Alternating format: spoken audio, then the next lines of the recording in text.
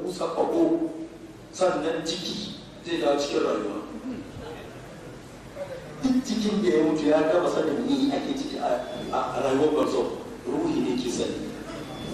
Jiki bai kuma sanin me ake sai an busa ƙaho.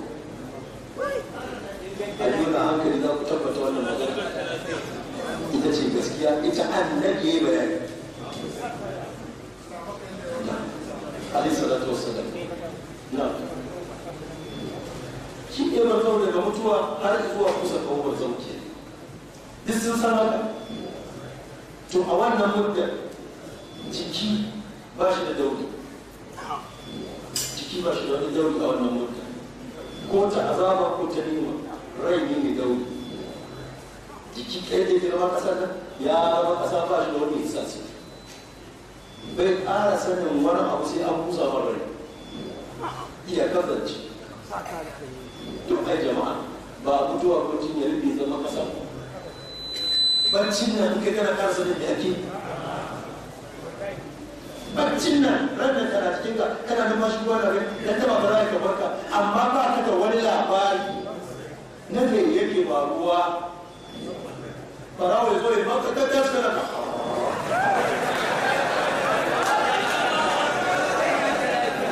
Numfashi na gaban faruwa ya akan wanda kake a ido hudu amma me ake yi an zafi a nan to ba sai ka zama kasa.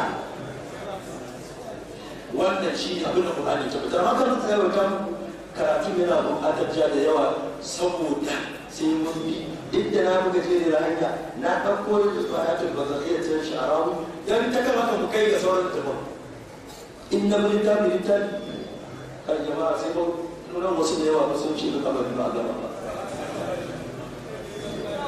maudu'i ne ba da sai wuce da tawo amma mu biyo ta karin sha'arawi rahimahullah tun da yanzu musibar a ƙasarsa ta tsira wannan rani ma da muke yi a ƙasarsa ne ai masu cin mutuncin maki maza da sa ana tarbiyyar a ƙasar sha'arawi ya kan wayar shi tare to jama'a ragamar ruwacin ya ta daidai a ji a sai da musattafa ce ita ruwa ta kaddama ne a bisa bara ibn azim tare da zurwace wannan maudu'i azabar kabari ta da jiki azabta shi ko nimta shi a mafi ingancin tafai abun malamanmu na sunna wanda suka yi turke da hadisin bara ibn azim an da fara da ayatin duniya wal akhirah ko al qabr